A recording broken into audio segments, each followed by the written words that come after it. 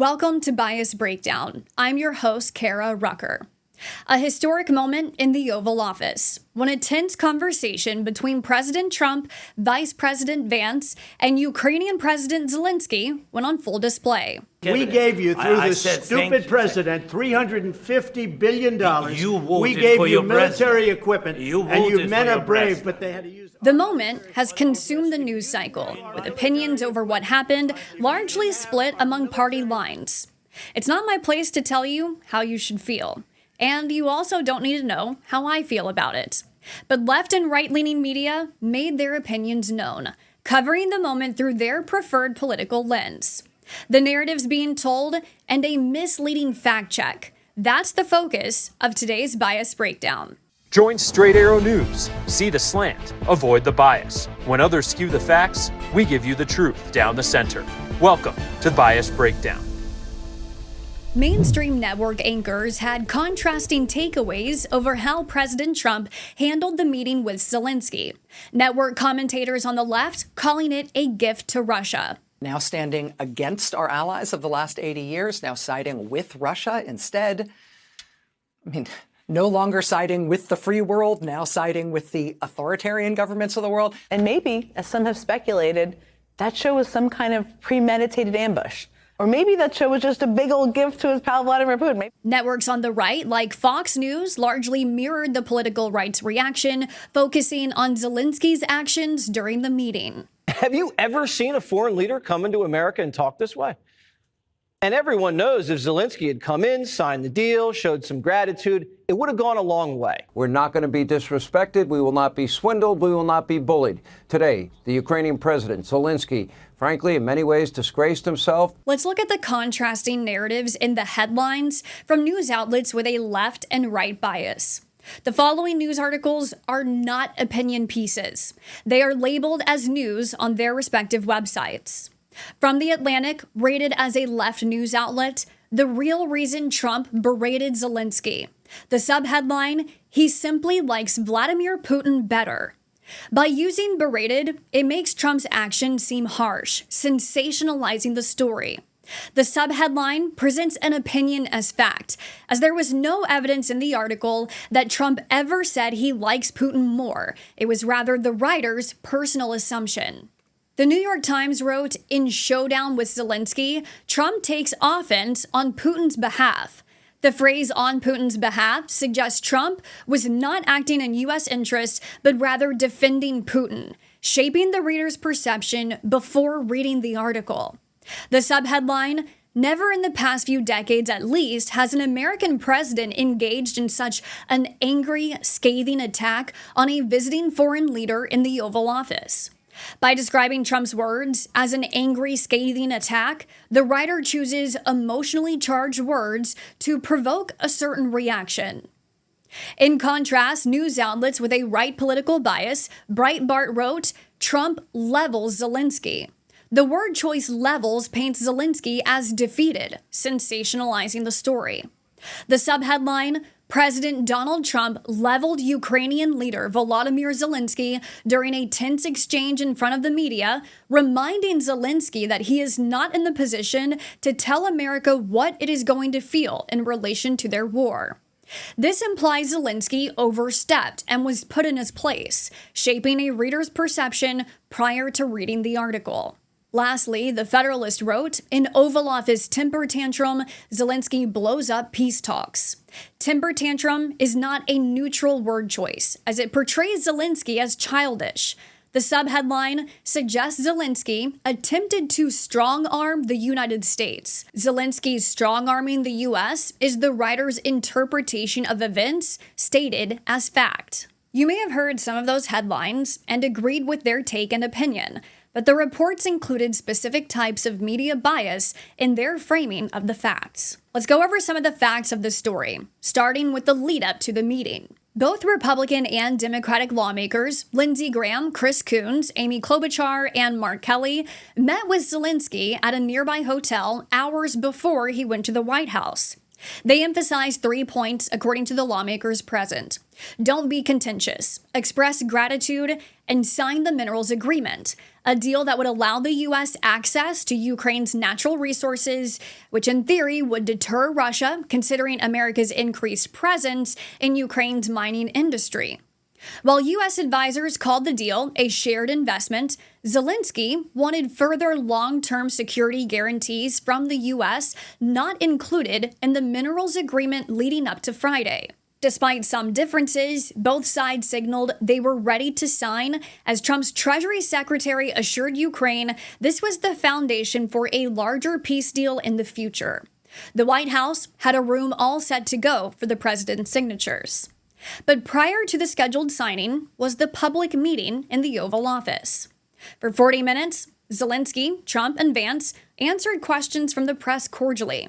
Then Zelenskyy brought up his request for further security guarantees after Vance suggested diplomatic negotiations. Zelenskyy countered by questioning Russia's ability to honor its side of a potential ceasefire agreement, citing Russia's history of breaking diplomatic deals. It was this conversation that would lead to Zelenskyy leaving with no deal signed. The path to peace and the path to prosperity is maybe engaging in diplomacy. He broken this ceasefire. He killed our people, and he didn't exchange prisoners. We signed the exchange of prisoners, but he didn't do it.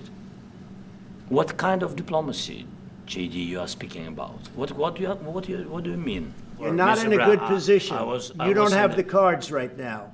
With us, you start having cards. I'm not playing cards. But right now, you don't. Yeah, you're playing cards. Mr. President. You're playing cards. Serious. You're gambling with the lives of millions of people. You're gambling with World War III. This story has a lot of layers to it. And while searching for differences in the media's reporting over what happened in the Oval Office, I noticed another discrepancy in news coverage. Fact-checking Vance's question over whether Zelenskyy had said thank you. This angle was one largely reported by left-leaning news outlets. Right-leaning news outlets didn't do fact-check write-ups over Vance's comment.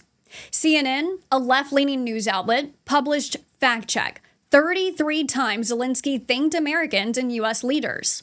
During a remarkably combative Oval Office meeting on Friday, both President Donald Trump and Vice President J.D. Vance told Ukrainian President Volodymyr Zelenskyy that he was insufficiently thankful.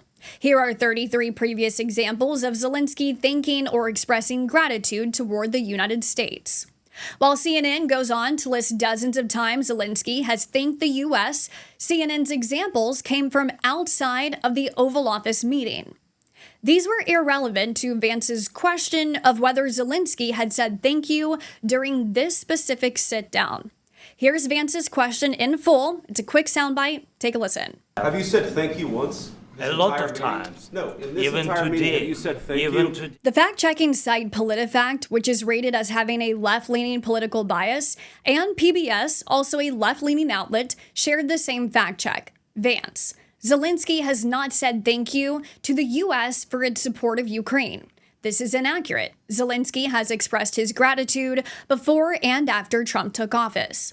PolitiFact and PBS leaving out the context that Vance was specifically asking about that meeting. While Vance was asking if Zelenskyy had said thank you, in the 40 minutes leading up to his question, we did find 2 instances of Zelenskyy saying thank you to Trump during that meeting.